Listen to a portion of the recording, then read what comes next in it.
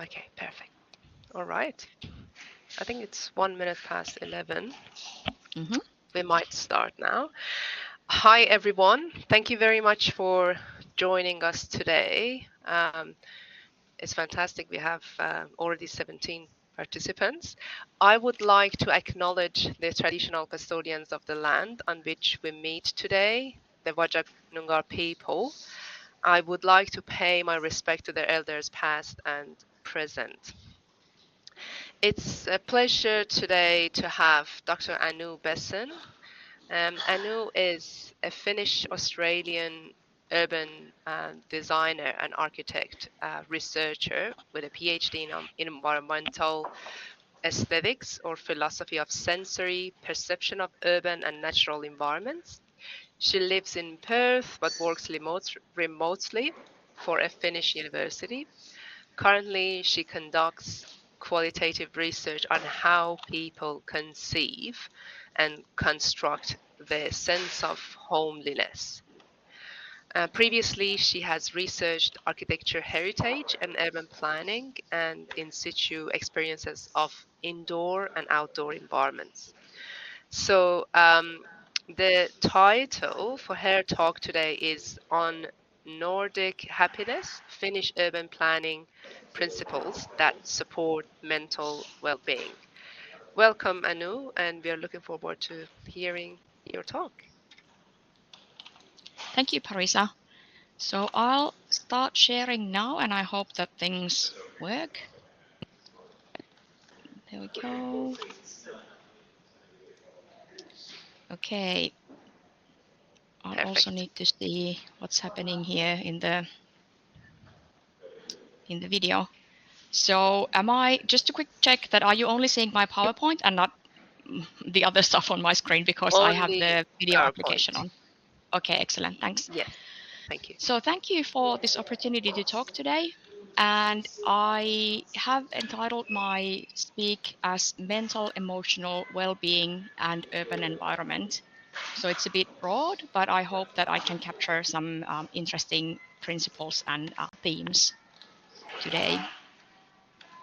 And firstly, I'd just like to join Parisa in acknowledging that this meeting takes place in Whadjuk Noongar land, and I recognize the continued strength, resilience, and capacity of Noongar people in this land.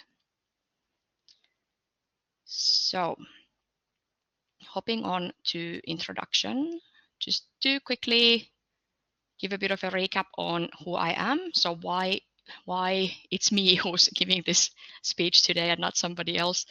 So basically, my background is quite strongly in research of history. So I started with architecture and art history, as well as built heritage and landscape management. And I've sort of expanded from there to sociology, museum studies, and environmental aesthetics. And like Parisa mentioned already, environmental aesthetics as a field, it's philosophy of perception. So how we perceive our environments through sensations, experiences, memories, feelings. So it's not just about sort of biological or neurological input or some kind of measurable content, and it's not only say cultural values or other culturally modified or influenced matters, but it's a bit of a mix of both. And my background in terms of work career, so I worked in museums. I did urban planning consulting as a heritage advisor back in Finland a few years. So I worked in planning and urban design projects. And since 2011, I've lived here in Perth. I worked mainly, well, pretty much only for the state government of WA, different departments. And my latest sort of urban planning related roles were to do with complaints handling and complaints resolution regarding urban planning and construction matters. And since 2020, I've been working remotely for the University of Jyväskylä in Finland. as a research associate, and now I'm in a group research project where my task is to study the perception of homeliness. So how people build this sense through their own activities and pastimes and hobbies at home. And I've listed a few names under just to show that the main thinkers who've influenced or informed my research, including pretty well-known researchers. And what sort of connects this all is that they share this culturally informed perception that everything we do in an environment is always informed by our own past and experiences, so memories, expectations, our shared humanity, really. And today, my plan is to, for sort of illustration purposes, to compare Helsinki and Perth as cities, and from that platform to move on to talk about what I think are 3 essential themes or values or activities that a happy city or a city that supports mental, emotional well-being has to offer for its residents, and they are foraging, sharing, and creativity. How did I choose this topic? So basically, Finland actually just ranked on top of the World Happiness Report sixth year in a row. So this World Happiness Report looks into different data sources and statistics and draws from there a combination, a ranking that's based on the country's income, health, social connections or social support, and freedom of choice to live a life of your own making, and generosity or benevolence in the society, and also lack of corruption. And obviously, I'm not claiming that Finland ranks high only or purely because of its urban environment. And it's obviously largely based on political and social cultural decisions and history, in particular the Nordic welfare state or welfare model, where a lot of essential services and amenities are funded publicly.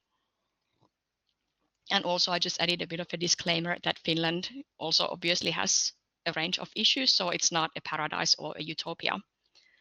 But in any case, I do think that it's always important and useful to do a bit of benchmarking and see how things are done in different parts of the world to maybe draw some inspiration or ideas from.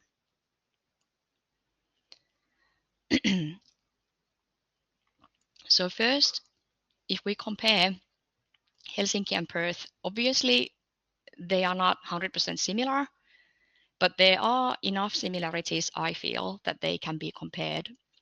So first of all, it's they are close in size. So Helsinki metropolitan area has 1.4 million residents, whereas Perth metropolitan area has 2.3 currently. But interestingly, the city of Helsinki has 630,000 residents, whereas city of Perth has about 30,000 currently.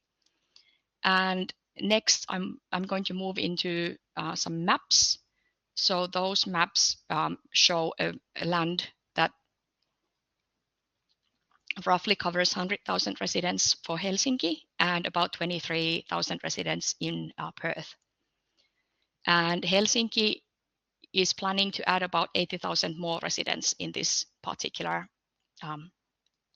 blob of land. And obviously, I acknowledge that here we are comparing a national capital city versus state capital city, so that this matters because national capital city has different sorts of pressures, economically and financially speaking, and also different cultural and social interests, but also different sort of funding for amenities. But nevertheless, I do think that it's an interesting comparison. And I picked a few parameters, again, just to illustrate the point that I'm about to make in the latter part of this speech.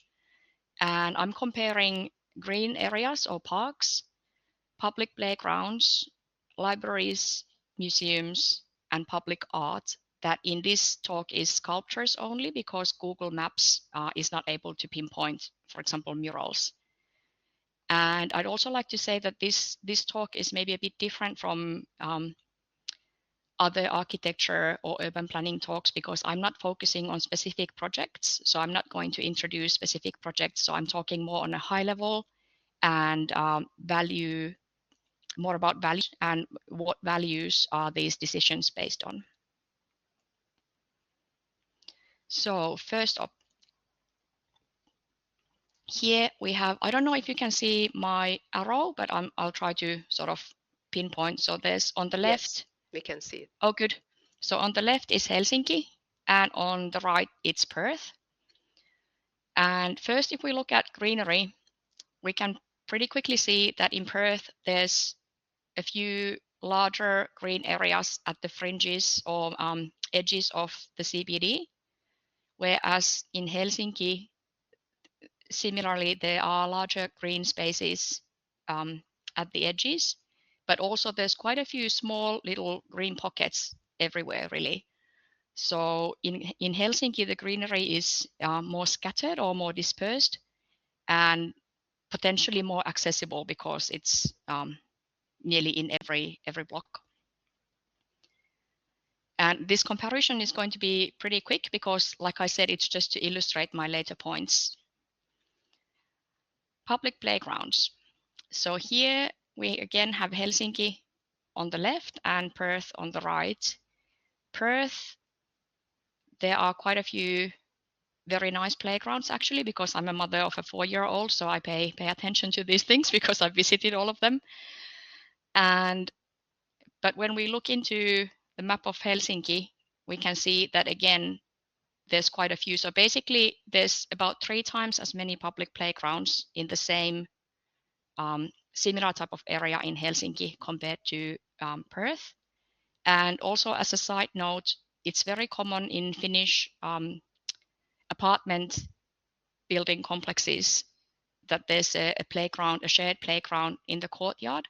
So these are only the public ones, and there's a number of private or shared ones in the map that the Google Maps can't find. Libraries. Here again, Perth, I could find 3, including the, in my opinion, very beautiful Perth City Library. And whereas in Helsinki, again, about 3 times as many in the same area. And here, obviously, the difference might be because it's a national city, national capital versus state capital. So there's a different kind of interest to build and fund these amenities. And also in Finland, the libraries of educational institutions are practically always public. So some of these are higher education libraries that are open for public.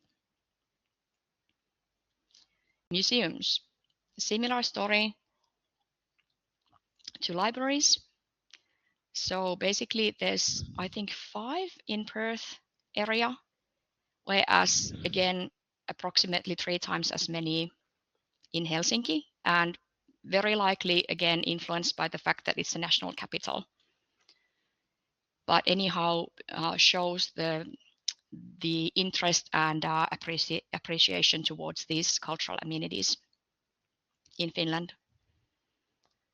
Public art. So this, interestingly, is a comparison map that cities seem to be very, very much on par.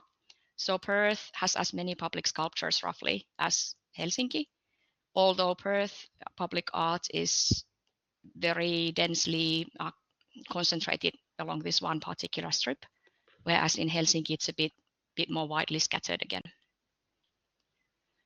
And what is my point? So why are we talking about these particular parameters? Because funding of libraries, museums, any kind of publicly shared amenities, it's always a political decision. So it's not technically about architecture or urban planning, But I do think that these matters always interlink and intertwine. So there is not one without the other. Basically, all architecture and urban planning decisions are somehow linked to politics and public policies, public decisions, public need or expectations, and vice versa. And here I'd also like to make a point by a psychologist, Frank Tallis, that what really matters for our mental, emotional well-being is coherence of self-identity, meaning that when we can feel that our values, choices, decisions, and actions align, we can feel sort of inner integrity, and that's the basis of all mental well-being. Because if we don't have that, or if it lacks, or if it's somehow disrupted, it causes internal discord, and it's far more difficult to feel at peace and at ease with yourself and with your life. So in summary, happiness is not so much about what we have, although that obviously matters, but it's more about what we do and what we are able to do in our environments. And here I'm going to move to these points of foraging, sharing, and creativity as essential activities that an environment should offer to be able to support or foster mental emotional well-being of its residents.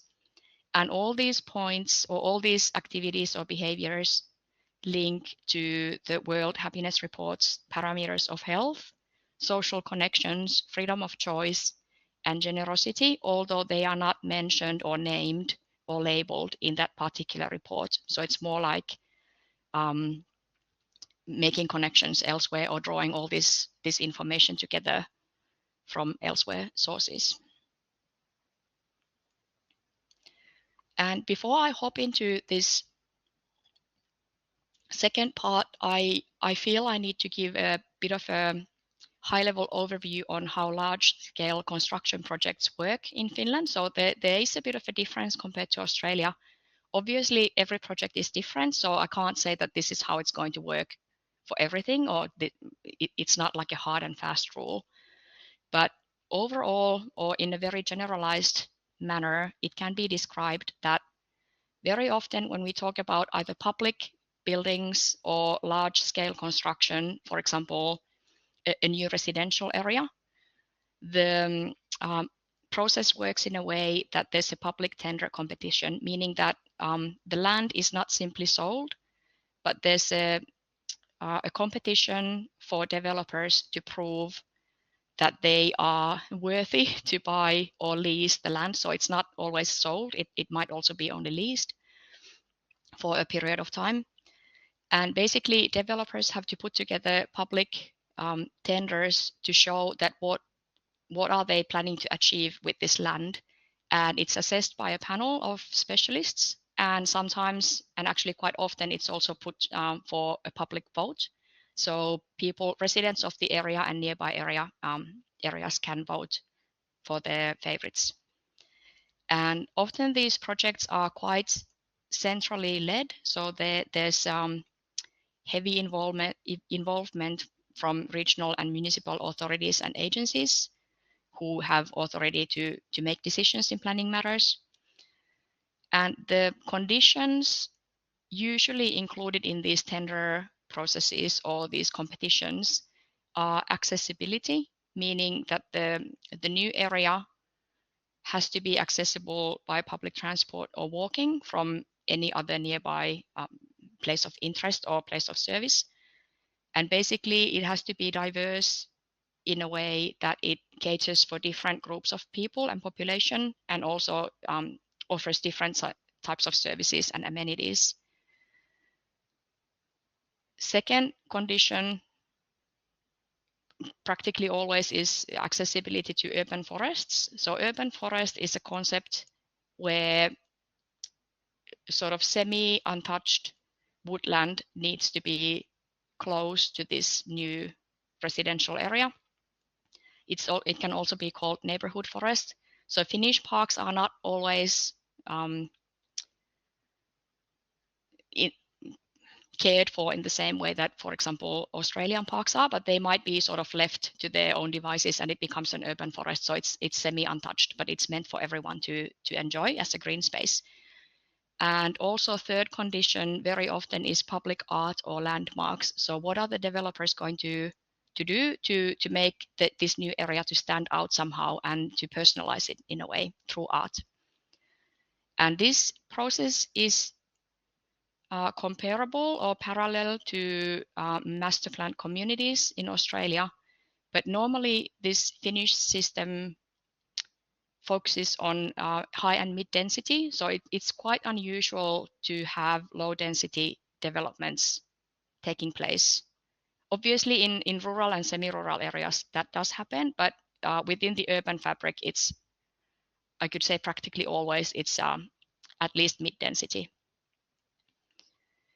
And one essential condition is that these new developments usually always are located near transit hubs. So it's practically always infill building, not greenfield, and embedded in the urban fabric. So the developers have to prove that there's a viable way of accessing this area by public transport or through cycling and walking. So it's, if your plan involves only personal vehicle use, it's not going to win. You're not going to get the land. Also, municipalities are active developers of housing, meaning that City of Helsinki actually is Finland's largest landlord, and also other communal or public authorities or agencies take part in residential buildings. So, for example, super funds and student guilds. But cities, city councils, cities, municipalities are one of the common ones all over the country. Okay, oops, I hopped. So basically, now moving on to these three themes that I argue are essential to be provided in a good quality urban environment. And this picture, first of all, it's my husband and my son in Kuopio, where my parents live in Finland. And this forest looks like it's completely wild. And it's about 200 meters from the nearest residential area. So you just walk there for 1 minute and that's where you find. And this is very common occurrence in Finland, that this is what people expect from the residential areas. They expect the access to wild nature practically. So it can't just be a lawn, it has to be a proper woodland. And why I'm claiming that foraging is important. So this is based on a number of brain and cognition research findings lately. So some of them are summarized by Mark Solms. And these studies have found that foraging is an inherently rewarding activity to humans. So basically, we are geared towards wanting to roam, wanting to explore our environments, wanting to try and find what's interesting, useful, what can we use in the environment? What can we pick from there? What can we take and collect? And it does not need to be literal. So obviously foraging can be literal. You can pick edible materials or edible plants, ingredients, materials for decoration, for example. But also it can be symbolic. So foraging can mean collecting memories, experiences, useful information for the future, possibly also aesthetic experiences and photographs. And today, foraging is unfortunately nearly eradicated from the urban life because now it mainly takes place online. So basically, our digital use of social media, online shopping, and so on, that has become the vacuum activity instead of actual foraging. And this, according to brain researchers and mental health researchers, is a serious problem in today's world. And it's a bit of a slippery slope that sort of takes us down, and we don't even realize because we don't know that this addiction towards digital foraging is basically a vacuum activity to replace what our brain and body and mind are really yearning, being the actual exploration of the environment. And also, the more we have to spend time in traffic, the more we have to be switched off from this foraging mode. That's sort of the natural mindset or stance of the human mind, because in traffic we have to focus strongly on the actual mechanical operation of the machine, the car, and all the risks and dangers that the traffic could pose to us. And relating to this same theme, Michael Bond writes about navigating. And by navigating, I mean actual physical negotiating of the environment. And that's another skill or habit that is missing from today's world, largely because we hardly ever get these opportunities anymore to try and navigate our way, find a better way. And that's problematic, because navigating helps to build or create such neurological connections in the brain, or synopsis that help not only the navigation, the actual act of navigation, but they also help our abstract problem solving. So the same brain connections seem to be involved with navigating the actual physical world and navigating our inner abstract world. And also these same skills appear, based on studies, appear to support self-esteem and potentially lessen anxiety. So we basically have lost two main ways to manage our own mental emotional well-being, which are foraging and navigating.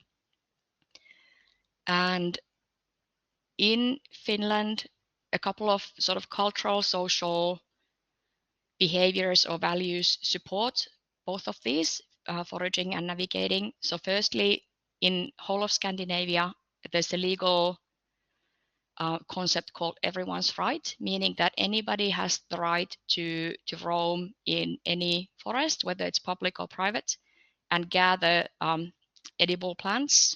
Well, anything renewable, really. Edible plants, ingredients, and plant materials for decoration, for example. And also there's this Finnish concept called benefit exercise, which is heavily promoted by health authorities, but it's also a cultural, social cultural concept adopted by many Finns, where all movement matters. So the idea is that you don't have to do exercise as a specific extracurricular activity in your day, but you embed it in everything you do. So whether you walk to the mailbox or whether you walk to the corner shop, that counts as an exercise. And that's how you gear towards wanting to explore and navigate your environment. And if we go to actual urban planning or urban design realm, so basically in Finland, statistically speaking, everybody lives about half a kilometer away from the nearest forest, so whether urban or actual real wild forest. And also it's extremely popular in Finland these days to advocate for planting wildflower or edible plant fields, so whether it's on private land or public parks. And also it's quite common in Finland to have shared gardens in apartment complexes, and also allotment gardens, which is a little plot of land that you can buy or rent from the city in a little shared garden park, really. And you go and do gardening there in your own plot. Moving on to the next essential theme of a city that supports mental emotional well-being. So that's sharing.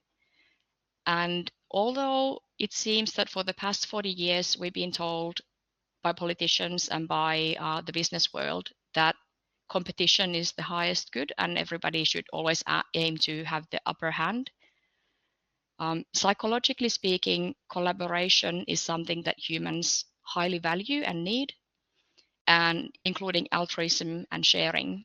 And Celeste Headley wrote about this just recently, sort of a collection of studies in a popularized manner. Again, there's a couple of bullet points about Finland. So in Finland, the sort of historical, political, and sociocultural contexts have caused or led into a situation where people have quite strongly accepted and also expect public funding for and central guidance, meaning that there's acceptance for these publicly funded and publicly directed large-scale projects. And also these actions of publicly funding amenities and sort of teaching people to expect them, it has led to an event of a feminist city. So I know this is a concept or term that has certain kind of definition depending on the scholar that you talk to. But what I mean by it in this instance is that when public life is more vibrant, it sort of also creates safer environment for everyone, because the more we spend time in public places, whether it's parks, playgrounds, museums, libraries, art galleries, art education centers, the more we also have this sort of quiet, benevolent monitoring of public life. And this is something that Jane Jacobs wrote about in the 1960s already, that it's the more eyes you have on the streets, the safer it becomes for everyone. So public amenities help achieve this goal. Also in Finland, recycling and upcycling are incredibly popular. So people are very interested in op shopping or construction material banks, which are centers that recycle construction materials. So basically, if you have anything left over from your renovation project, you can either sell or donate it to this center, and they sell it forward to somebody who needs it. And that's another way of for people to forage in a way, because they get to go and make findings in op shops and these recycling centers. And how these values translate into public urban planning or urban design field. So basically in Finland, it's very common to have quite a lot of shared space in apartment complexes. So you would have what Australian apartment complexes also have, some storage space, maybe a shared yard. Usually there's always a sauna as well. But these days it's very common to have also remote working facilities and different kinds of recycling and upcycling facilities. So you might even have a workspace or workshop space for tinkering or fixing things. Also, private-public mix in malls has become very common, meaning that you would have public amenities or public services alongside of private services. For example, health care centers, which are public in Finland. You could find those in malls or shopping centers, or libraries are very common these days to exist in malls. And another shared facility idea that is taking on now is shared campus. So for example, in Kuopio, where my parents live, there's a big project underway to combine the university and the local TAFE or equivalent and a vocational college. So those would become combined in the same area, and actually that area is going to be it will also have residential and other private and commercial services. So it's practically a city, an educational suburb in an existing city, and again connected to the city center by rapid bus service and bike lanes. The third essential in a mental, emotional, sustaining city is creativity. And here I'd like to remind that creativity is the so-called original human condition, as argued by Peter Gray and Johan Huizinga. So creativity, playfulness, flow, whimsicality, these are all activities and stances or mindsets that we all are born with, and it's pretty much they are the only things that we care about for the first few years of our lives, in addition to being cared for, nurtured, being kept safe. And unfortunately, in modern world, this playfulness and creativity are often lost throughout the process of growing up, and partly it's forced in a way because certain structures and processes of life don't really support it. But I think, and this is not just my thinking, it's a sort of well-known fact that in Finland and Finnish education system, creativity is fostered perhaps better than in many other places, or at least for longer. And that creates appreciation of making things. So basically arts and crafts, handicrafts, are taught at school. They are subjects, mandatory subjects for the first 12 years. And also in Finland, it's very popular to attend these adult education centers that are basically, it's a bit of a mix of vocational and hobby education. So you can use it for either purpose. You can attend these classes that are quite affordable and accessible to do any kind of creative or artsy skills, to practice those skills and develop them.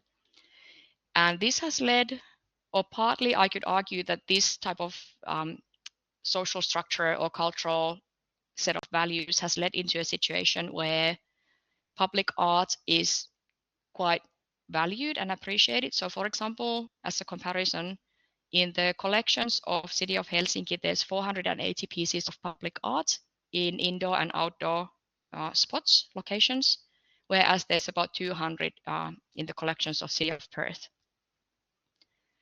And again, so how this reflects, or how does it manifest in environmental or urban planning? So basically, for the last couple of decades, this 1% art funding principle has appeared, or it's being created in Finland. It means that for any public construction project, 1% of the budget has to be spent on art to personalize that new building or area. And it can be spent in different ways. So normally, or I'd say that commonly, it's some kind of public art. So it's a piece of art or mural. But technically, it could be spent on any kind of art. So for example, an artist in residence. And another new development or idea is zoning maps of public art, meaning that some cities have started to include public art as an amenity to be offered when zoning maps are created. So it's just to pinpoint locations for public art where it seems that it's best suited. And again, people are quite interested in public art, and normally in Finland, it's an expectation that in public spaces like in parks or, for example, roundabouts, there would be art being displayed. Okay, I actually thought that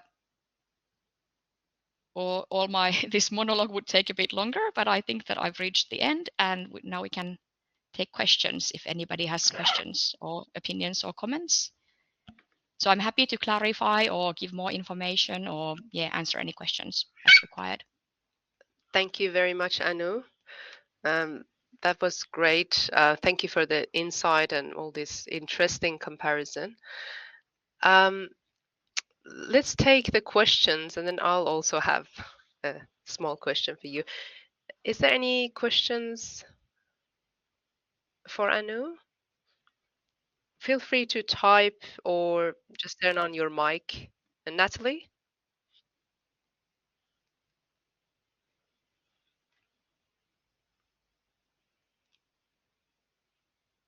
Natalie, we cannot hear you.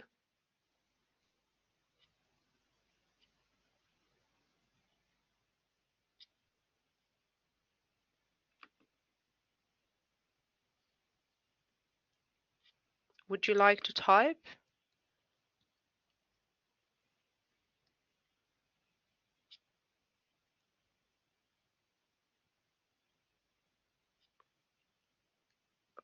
Natalie. Okay. Maybe while Natalie get her microphone fixed, we can.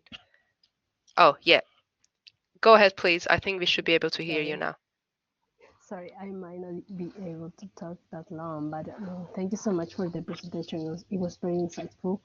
I'm just interested to see how much research of this type is going on here in Australia, because as far as I know, the topic itself is super interesting, but I find it kind of difficult to be applied in different areas.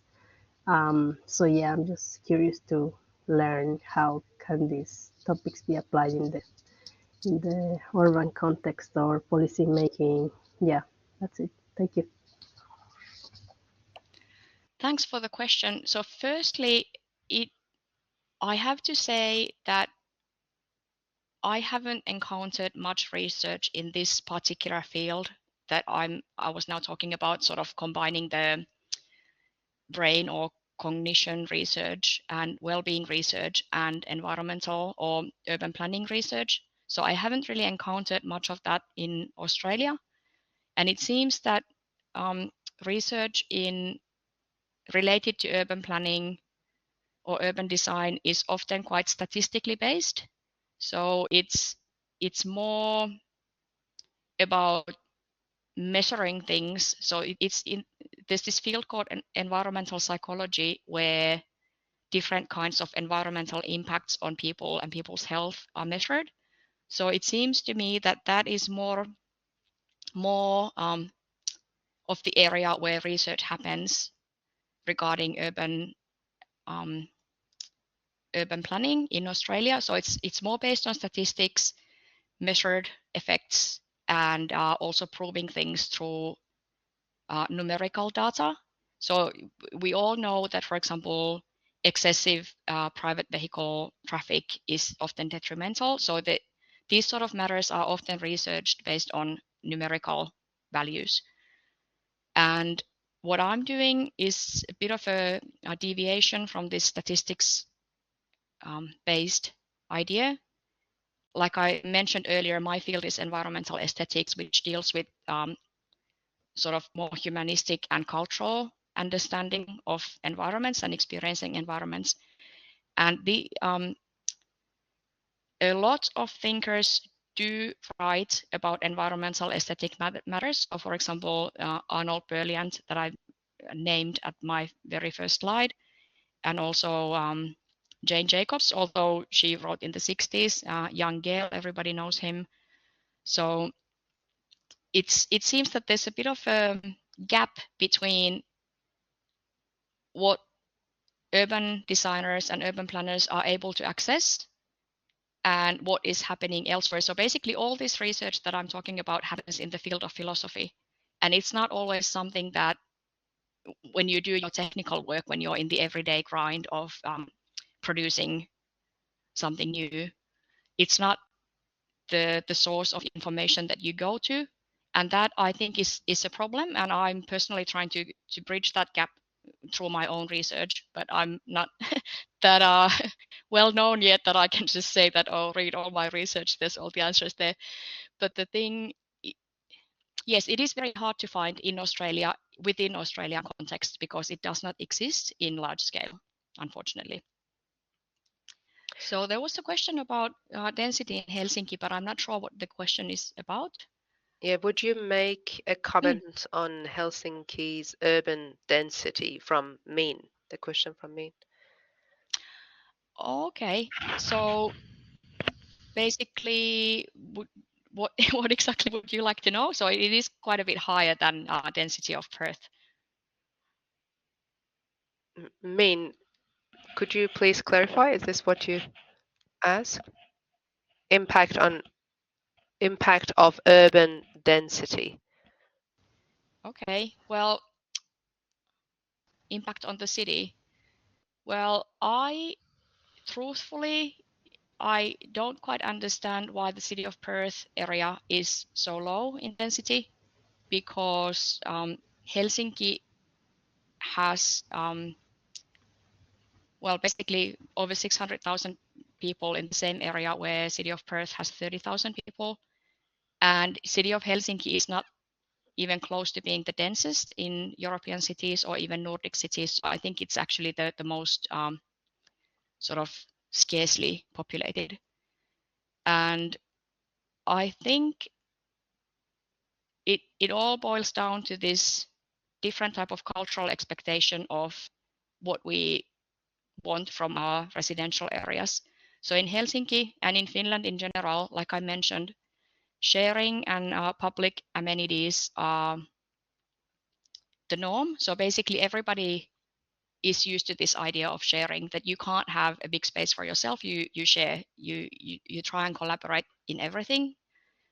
And I think that this is something that obviously in Perth is also happening because we are seeing more and more residential towers being built.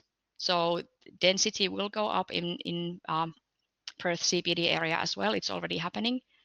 And personally, I think it's a good thing because, well, that's how I've always lived until I moved here.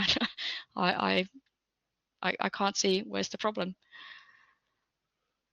Thank I don't know you. if that answered the question. Thanks, Anu. I also have a question for you.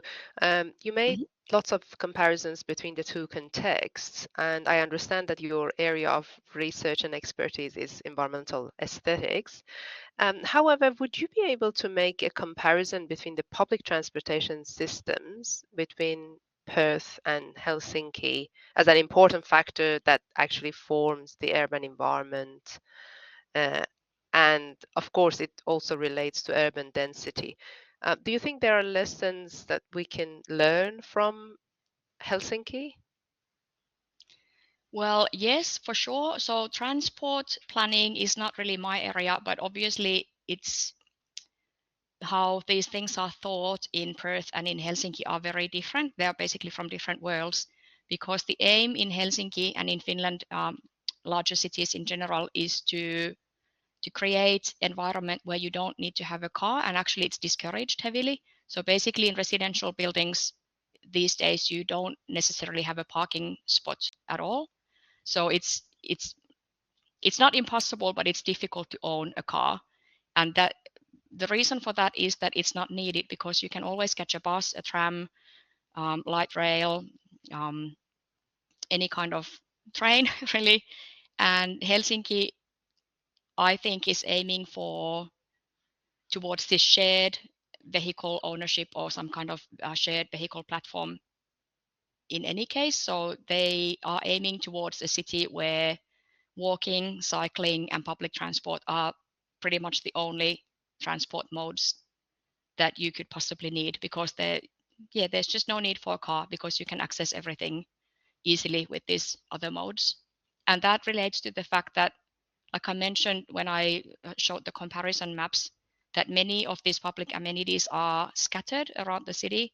So the idea is that you don't have to go very far. So basically, if you need to find a playground, you just go to the nearest one in the next block. You don't have to travel for 2 kilometers to get there.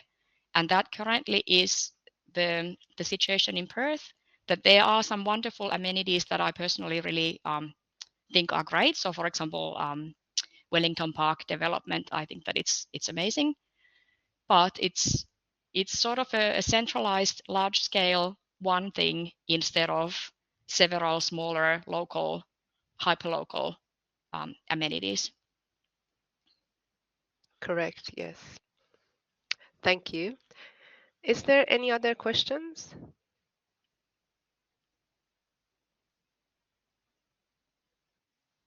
Natalie. Thank you, Anu. I agree. Oh, I missed the message. I agree there is limited interest on this field. Personally, I work in the intersection of environmental psychology and urban design. I hope to continue the conversation via email. Cheers. Okay, that was a message for you, Anu. Yeah, thank you. And I did share my email address, so just in case anybody has questions or comments or would like to continue the conversation, I'm happy to do that. Perfect.